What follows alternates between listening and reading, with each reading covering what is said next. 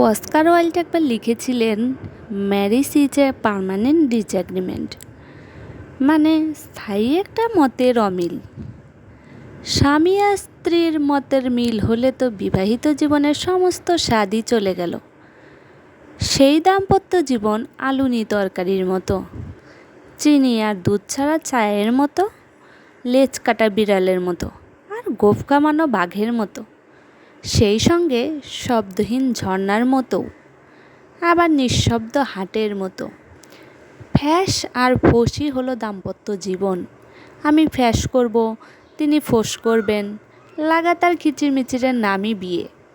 কি বড় কি ছোট, জীবনের যে কোনো ব্যাপারে দুজনের দুরকম মত।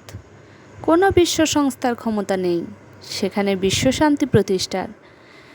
এই পোস্ট দেখার পরে মনে কিছুটা হলেও একটু শান্তি পেলাম যে যাক, আমাদের দাম্পত্য জীবনে তাহলে বিয়ের এরূপ একটা অর্থ আছে। তোমাদের জীবনেও কি বিয়ের এরূপ একটা অর্থ আছে?